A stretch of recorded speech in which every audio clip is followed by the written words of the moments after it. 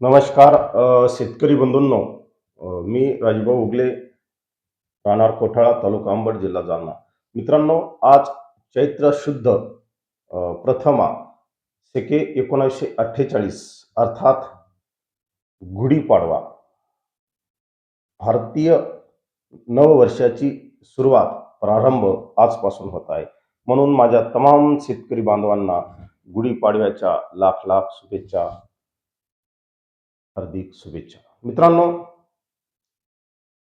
आज चैत्र शुद्ध प्रथमा अ, पासून शेतकरी बांधव आपल्या शेतीच्या मशागतीच्या कामाची सुरुवात करत असतो.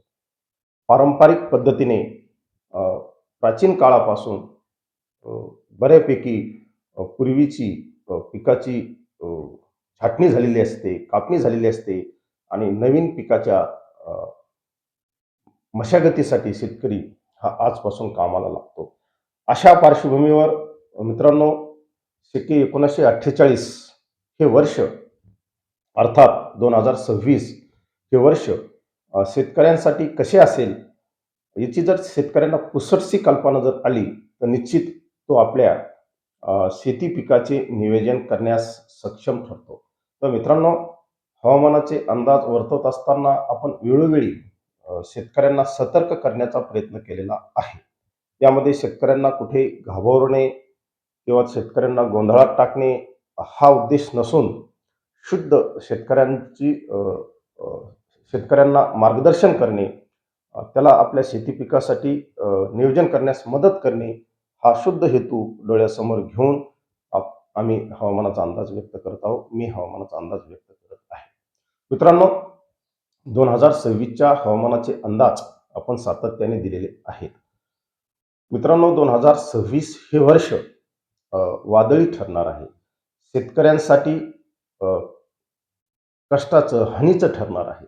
2026 वर मित्रांनो, प्रशांत महासागरावर एल निनो कंडिशन उद्भवत आहे आणि एल निनो कंडिशनच्या कालखंडात प्रशांत महासागरावर जर एल निनो कंडिशन असेल तर भारतीय उपखंडावर त्याचा विपरीत परिणाम होत असतो.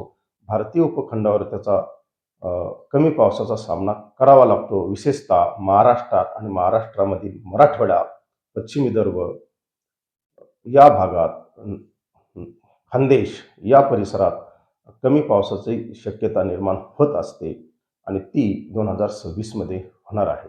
मित्रांनो, एल निनोचं संकट असतानाच भारतीय उपखंडातील एक महत्त्वाचा घटक जो पावसाला बळकटी देतो तो म्हणजे इंडियन ओशन डायपोल, त्याला आपण आयओडी या नावाने सुद्धा ओळखतो. हा नेमका सॉरी या कालखंडात पॉझिटिव्ह होण्याची शक्यता आहे. तो जर पॉझिटिव्ह झाला तर निश्चित महाराष्ट्रासारख्या तटवर्तीय भागात, घाटावर, कोकणात, कोकणाला जो पश्चिम घाट आहे, या पश्चिम घाट आणि पश्चिम घाटाला जो समांतर काही भाग आहे, या भागात चांगला पाऊस होण्याची शक्यता असते.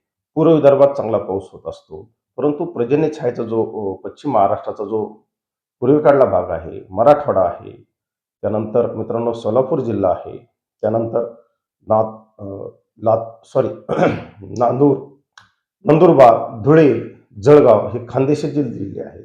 नाशिकचा पूर्व भाग आहे. अ, पश्चिम विदर्भातील मित्रांनो बुलढाणा आहे, अकोला, अमरावती, अलीकडे जे भाग आहेत, यवतमाळ, वाशिम, अ, हे सर्व भागामध्ये दुष्काळजन्य परिस्थितीचा सामना करावा लागतो. कमी पावसाच्या वर आपल्याला शेती पिकाची उत्पादन काढावे लागते. मित्रांनो, अ, दुष्काळ पडणारे म्हणजे अगदी पाऊसच पडणार नाही असं नसतं, तर कमी पावसाचा सामना 2026 मध्ये करावा लागेल.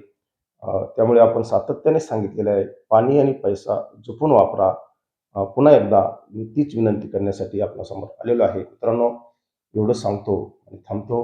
जय हिंद, जय महाराष्ट्र. पुन्हा एकदा माझ्या तमाम शेतकरी बांधवांना गुढीपाडव्याच्या